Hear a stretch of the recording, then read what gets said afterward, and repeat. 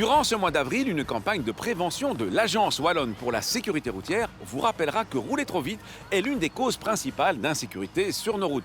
Profitons-en pour expliquer pourquoi, tout en tordant le cou à quelques croyances qui ont la vie dure. La vitesse est responsable d'un accident mortel sur 3. On a en Wallonie encore plus de 100 personnes qui perdent la vie chaque année dans des accidents qui sont dus à une vitesse inadaptée ou excessive. Et même quand elle n'est pas responsable de l'accident, la vitesse aggrave les conséquences puisqu'elle augmente la violence des chocs et donc les blessures pour les personnes qui sont impliquées dans l'accident. Beaucoup de conducteurs ne comprennent pas pourquoi, individuellement, il serait un grand danger quand ils roulent juste un peu plus vite que la vitesse autorisée. Un conducteur isolé qui va dépasser de quelques kilomètres/heure la limitation de vitesse ne va effectivement pas représenter un énorme danger sur la route. Mais le problème avec la vitesse, c'est que ça ne concerne pas un seul conducteur, mais plusieurs conducteurs qui font des excès de vitesse. En Wallonie, on a plus ou moins 50% des conducteurs qui sont en excès de vitesse.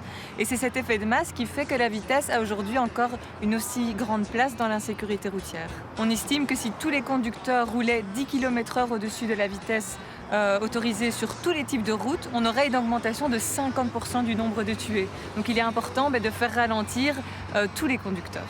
Les véhicules se sont grandement améliorés et sont aussi plus sûrs.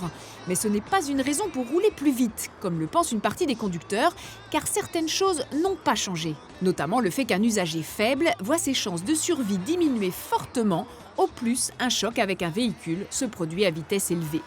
Ce facteur doit donc toujours être pris en compte par les autorités. Mais du côté du conducteur également, certaines choses ne changent pas. On a beau être le meilleur conducteur du monde, quand on roule vite, on va avoir un temps de réaction qui sera plus long et donc on va réagir moins efficacement et moins rapidement en cas d'accident. On a également notre champ de vision qui se rétrécit et on maîtrise moins bien son véhicule, donc les risques de perte de contrôle sont beaucoup plus importantes. Une conséquence logique si on augmente sa vitesse, c'est que les distances de freinage augmentent également, tout le monde est d'accord là-dessus. Mais si on observe de plus près le phénomène, on constate que les lois de la physique nous jouent de bien mauvais tours si nous roulons plus vite.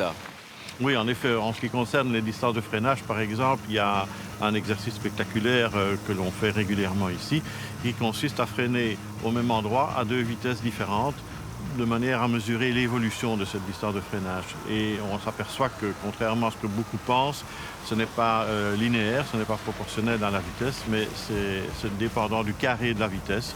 Donc, très simplement, avec des petits chiffres, si à 30 km/h, on a besoin de 4,50 m pour s'arrêter, si on roule à 60 km/h, donc vitesse doublée, il faudra 4 fois 4,50 m, c'est-à-dire 18 mètres pour stopper la voiture. Si on insiste régulièrement sur l'aspect vitesse, ce n'est pas pour vous ennuyer, mais c'est parce que c'est un facteur qui intervient encore trop souvent dans les statistiques d'accidents.